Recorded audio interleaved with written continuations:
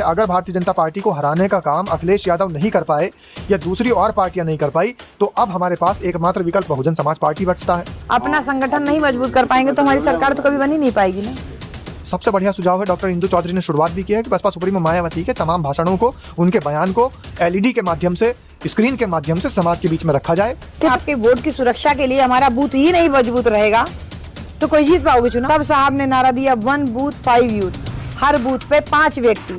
समाज में उल्टी सीधी बातें दिखाएंगे, कभी कहेंगे स्वामी प्रसाद मौर्य पार्टी में वापस आ गए, कभी कहेंगे नसीमुद्दीन सिद्दीकी पार्टी में वापस आ गए, कभी कहेंगे बहन जी ने भाजपा से गठबंधन कर लिया, कभी कहेंगे कांग्रेस को पटखनी दे दी। कम हो, यानी मुद्दा सिर्फ राजनीति नहीं बल्कि युवाओं की चिंता के जरिए जनता से है कि यह वही वर्ग है जो 2027 के चुनाव में निर्णायक भूमिका निभा। नमस्कार, क्या हाल चाल है? सब ठीक हैं? बहुत बढ़िया। अपना और अपने को ख्याल रखो। जब टाइम मिले तो वीडियो जरूर देखो। देसी देख, फिकर ब्रेक, पकड़ लाग लपेट, बिल्कुल देसी अंदाज में। मैं विपिन बेबाक, मेरे साथ पत्रकार शादाब रिजवी। धन्यवाद बेबाक जी।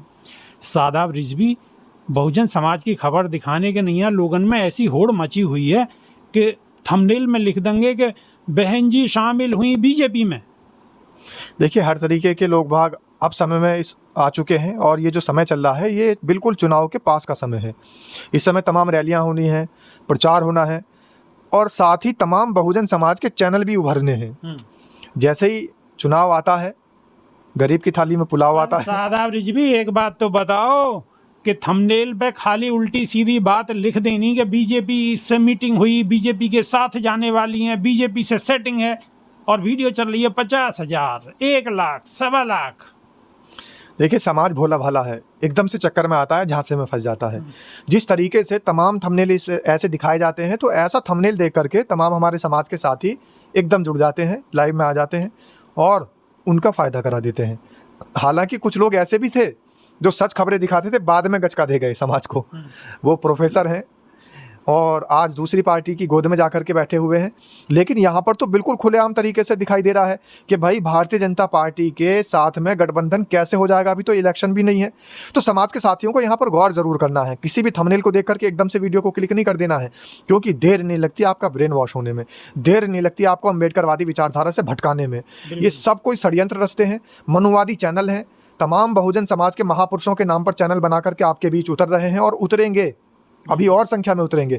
तो समाज को सचेत रहना है, सतर्क रहना है और हमेशा से सचेत और सतर्क रहते हुए देखना है कि वाकई बहुजन समाज का भला करने वाले चैनल कौन से हैं, बहुजन समाज की सच्ची खबरें दिखाने वाले लोग कौन से हैं, उन पर ध्यान रखना है।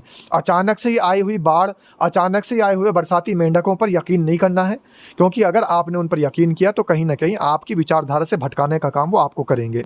समाज में उल्टी सीधी बातें दिखाएंगे, कभी कहेंगे स्वामी प्रसाद मौर्य पार्टी में वापस आ गए, कभी कहेंगे नसीमुद्दीन सिद्दीकी पार्टी में वापस आ गए, कभी कहेंगे बहन जी ने भाजपा से गठबंधन कर लिया, कभी कहेंगे कांग्रेस को पटखनी दे दी। अरे भाई, अभी तो इलेक्शन भी नहीं है तो गठबंधन कहां से हो गया? अभी तो भारतीय जनता पार्टी से गठबंधन की अगर बात भी होगी तो इलेक्शन तो अभी दूर दूर तक भी नहीं है, गठबंधन तो चुनाव में ही होगा ना। तो चुनाव से पहले ही गठबंधन की बातें चलने लग गई हैं। तो इस तरीके की भ्रामक खबरों से बचना है और सही मायने में तो बात यह है, समाज के लोग तो जहां थंबनेल पे ऐसी चीजें लिखी, सामने देखी, तुरंत उसे क्लिक करते हैं, तुरंत देखते हैं और उसे पूरा और देखते हैं। ऐसा लगता है उन्हें कि शायद इसे पूरी वीडियो को देखने से ही बहन जी मुख्यमंत्री बन जाएंगी। दिक्कत क्या है विभाग जी, बहुत वर्षों से जो समाज है वो सत्ता में आने के लिए आतुर बैठा है, यानी कि अपनी नेता को सत्ता में देखने के लिए आतुर बैठा है। संघर्ष की राजनीति बहुजन समाज पार्टी की, बसपा सुप्रीमो मायावती की लगभग 14 साल से चल रही है। अब समाज देख रहा है कि भाई लगभग हमें 12 से 14 साल हो गए लगातार इंतजार करते करते, और बसपा की सरकार सत्ता में नहीं आ रही है, बहन जी मुख्यमंत्री नहीं बन रही हैं। इसलिए समाज को इस तरीके के जो चैनल हैं वो ये दिखा देते हैं भ्रामक खबरों के जरिए कि बसपा सुप्रीमो मायावती मुख्यमंत्री बन गई। तो समाज एकदम से ना आओ देखता है ना ताओ देखता है, अचानक से उसे क्लिक कर देता है। तो इस तरीके के प्रलोभन में नहीं आना है।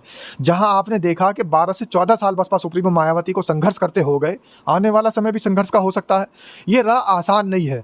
लोगों को लग रहा है कि 2027 की राह आसान है, लेकिन आप ये भी समझिए कि जो विरोधी पार्टियां हैं, जो यहाँ पर बैठे हुए शातिर हैं, जो कि मनुवादी किस्म के लोग हैं, वो कैसे चाहेंगे कि मनुवाद उनका ख़त्म हो जाए, वो कैसे चाहेंगे कि अम्बेडकरवादी सोच की पार्टी एकदम से सत्ता में आ जाए, वो कैसे चाहेंगे कि मान्यवर साहब के काशीराम का मिशन मूवमेंट आगे बढ़ जाए।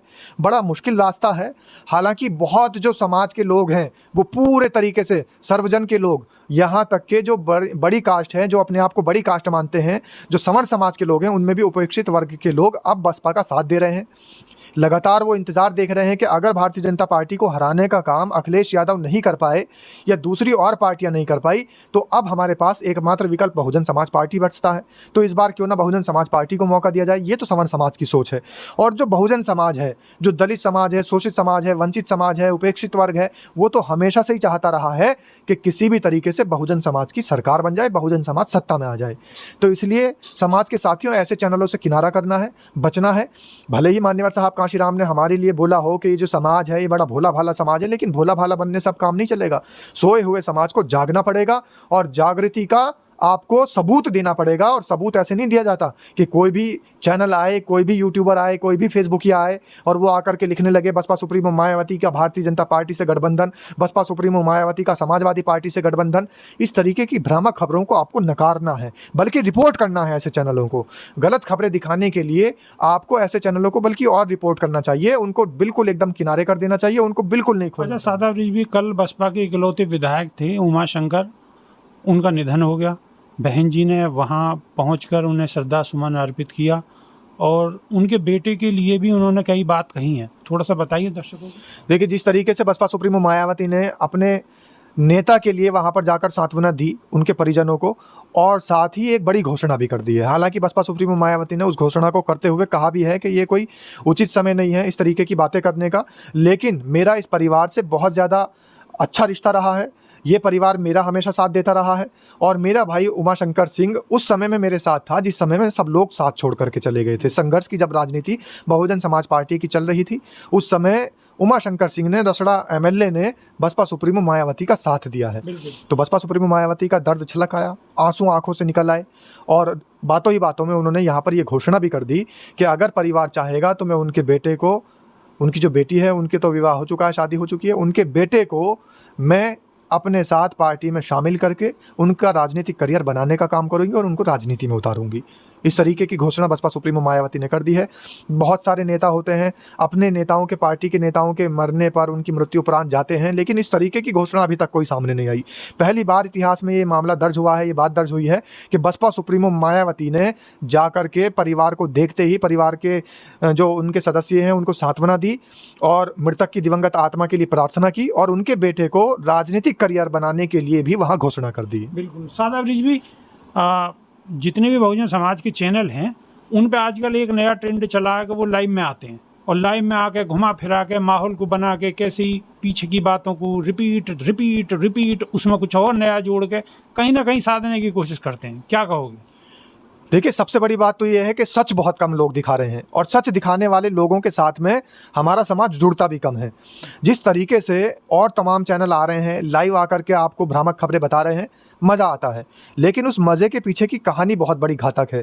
आप तो समझ जाएंगे कि बहुजन समाज पार्टी जीत रही है, आप तो समझ जाएंगे कि बसपा की सरकार बन रही है, पुरानी बातों को निकालेंगे, पुरानी बातों को दोहराएंगे, 80 के दशक की बात बताएंगे, 86-85 के दशक की बात बताएंगे और बता करके सीधे तौर पर बसपा की सरकार बना देंगे। लेकिन ये बिल्कुल आसान नहीं है। जब तक समाज जागरूक नहीं होगा, समाज एकत्र नहीं होगा, समाज के लोग इकट्ठे नहीं होंगे, तब तक सरकार बनाना आसान नहीं है। बहुजन समाज पार्टी के साथ में सर्वजन हिताय सर्वजन सुखाय का नारा इसीलिए दिया गया है क्योंकि बहुजन अगर सरकार चाहिए तो सर्वजनों का साथ होगा। और ये इस बार का जो फॉर्मूला है बहुजन समाज पार्टी का या बसपा सुप्रीमो मायावती का, वो इसी के ऊपर आधारित है कि अभी इस समय तमाम दलितों के साथ साथ, मुस्लिमों के साथ साथ सवर्ण समाज को भी साथ में लेना होगा। और साथ में लेने का मतलब सीधे तौर पर यह है कि हर वर्ग के व्यक्ति का वोट चाहिए और हर वर्ग के व्यक्ति का वोट जोड़ने के लिए कड़ी मशक्कत करनी पड़ेगी, कड़ी मेहनत करनी पड़ेगी। तमाम नेताओं को भी फील्ड में उतारना पड़ेगा, क्षेत्र में उतारना पड़ेगा, बसपा सुप्रीमो मायावती को खुद भी उतरना पड़ेगा और साथ ही आकाश आनंद को भी उतरना आकाश आनंद के साथ साथ तमाम जो राष्ट्रीय संयोजक हैं उनको भी उतरना पड़ेगा।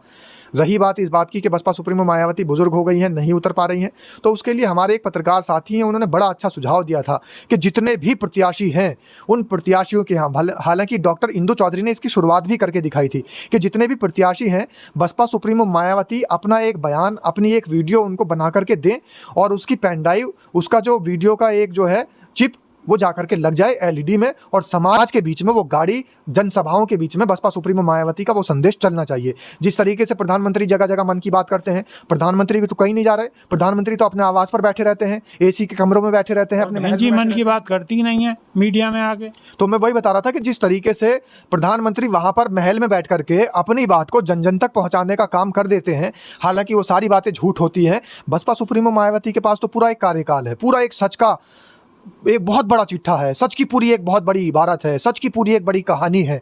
तो अगर बसपा सुप्रीमो मायावती समाज के बीच में नहीं जा पाती हैं अपनी उम्र के ज़्यादा की वजह से, या फिर सीनियरिटी की वजह से, या फिर तमाम सुरक्षा दृष्टि की वजह से, तो सीधे तौर पर ये सबसे बढ़िया सुझाव है। डॉक्टर इंदु चौधरी ने शुरुआत भी की है कि बसपा सुप्रीमो मायावती के तमाम भाषणों को, उनके बयान को एलईडी के माध्यम से, स्क्रीन के माध्यम से समाज के बीच में रखा जाए।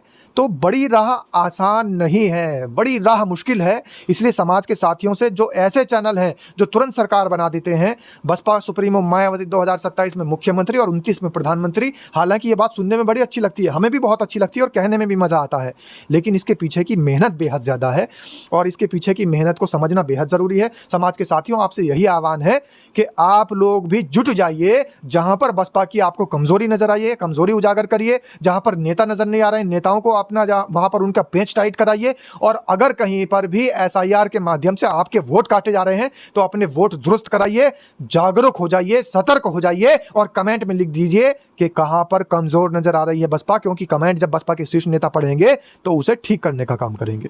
तो अभी के लिए सिर्फ इतना ही। नई वीडियो में फिर रूबरू होंगे, जब तक के नहीं देसी देख बिगर ब्रेक बगैर लाग लपेट बिल्कुल देसी अंदाज में। बहुत बहुत धन्यवाद। जय भीम, जय संविधान, जय विज्ञान।